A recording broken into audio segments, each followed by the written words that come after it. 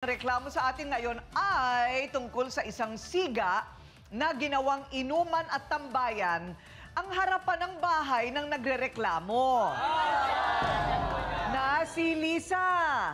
Ginawa nga namang club yung harapan ng bahay niya. Ang siga, hindi lalaki ha, kundi yung matapang na babaeng si Tata.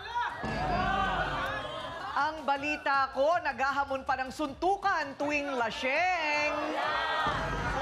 Oo, ang banat niya, pikit pag-inggit sa happy. Kantahan at tawanan.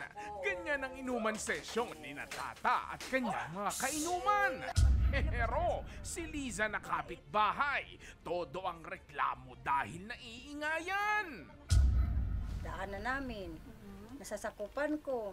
Maingay. Normal lang naman sa taong nagiinuman.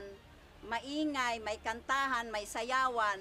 Itong Lisa, pag nakita niya nagiinuman, masyadong masensitive. Panay na ang paparinig. Mula sa inuman at parinigan hanggang nauwi sa suguran. Sabi ko, lumabas ka dyan. Kaya sa pagkwentuhan mo buhay ko, lumabas ka kung talagang matapang ka. Si Ate Tata kasi po siya, pag nalalasing po nanonood talaga po siya. Lalo na po yung lasing na lasing po siya. Tapos hindi po niya alam minsan yung hindi niya alam na yung ginagawa niya. Tuloy pa rin kaya ang tagayan at kasiyahan o pagbabawalan na sila ng tuluyan? O ayan, nakita na ninyo kung anong problema. Kaya ngayon, Liza at Tata harapan na. Ngayon, labas mo ang tapa mo!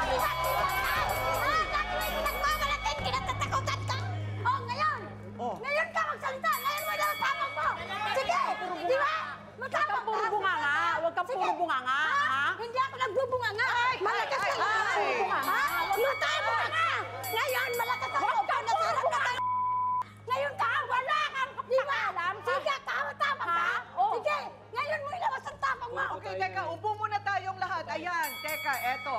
Dito na, magsalita ka na. Lisa, ano ba yung sinasabi mo dyan? Kasi po, ma'am, tuwing nalalasing po siya, lagi na lang po niya ako sinusugod. Lagi na lang po ako ang inaaway niya. Naiwan ko trip na trip niya ako. Ano naman ginagawang masama? Pinagpipilitan niya ako na ako ang dahilan kung ba't siya iniwan ng kalibin niya. Wala naman po akong masamang sinabi.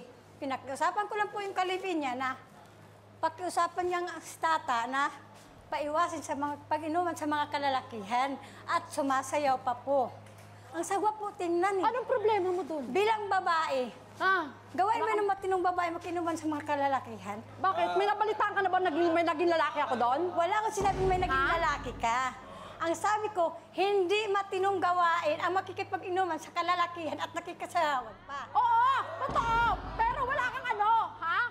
Bakit nanggugulo ba ako pag nagiinom ako? Paglasing Ikaw lang, ka, Maoy! Kasi, Maoy, paglasing ka. pwede ka naman dumaan dun Pero pag mag-iiwa bakit ka ng kasi? salita, wala ka ng karapatang magsalita pa. Dadaan ka Kasi kita! paglasing ka, Mag-inom ako, hindi kita pinapakalam ka. ng buhay mo. Perfecto ka ba? So, Lisa, ang sinasabi mo naman, lahat ng ito nagaganap sa harap ng bahay mo Opo, kasi. opo, ma'am. Ayun.